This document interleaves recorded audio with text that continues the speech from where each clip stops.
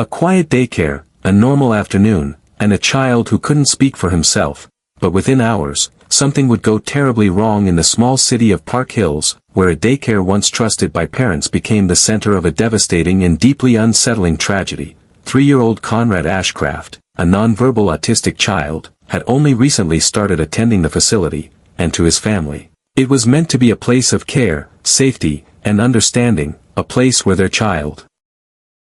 who experienced the world differently and couldn't communicate distress in words,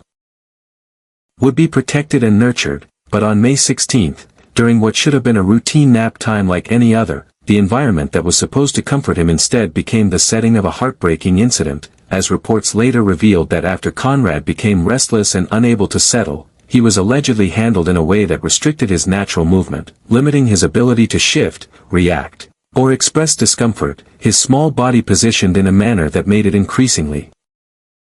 difficult for him to respond as he normally would, and at one point, additional weight was reportedly placed over him, further reducing his ability to move freely, turning what should have been a calm moment into something far more concerning. Yet in that room, as time passed, the struggle that may have been happening went unseen, unheard, and unnoticed, and eventually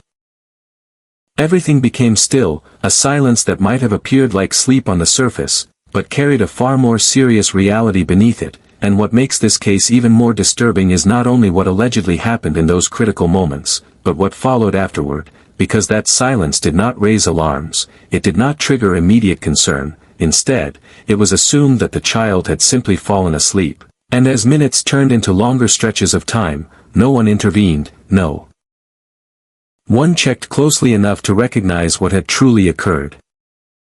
Allowing hours to pass in what should have been a supervised environment, until later that day, when Conrad's mother arrived to pick him up, expecting a routine end to the day, a normal reunion with her child, but instead, she was faced with a moment no parent should ever have to experience, finding her child unresponsive, a discovery that transformed an ordinary afternoon into a devastating loss, sending shockwaves not only through the family but throughout the community as well. And as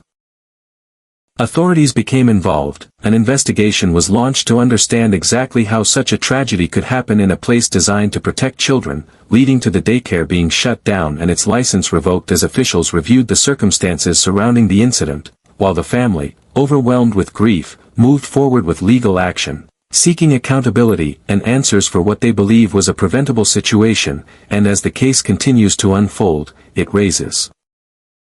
difficult and uncomfortable questions about oversight, responsibility, and the systems in place to protect the most vulnerable, especially children who cannot advocate for themselves, leaving behind a story that is not just about a single tragic event, but about the silence that followed, the moments that were missed, and the lasting impact on a family now searching for justice. As a community reflects on what happened and asks a question that still lingers in the air. How could this happen to a child who depended entirely on others to keep him safe?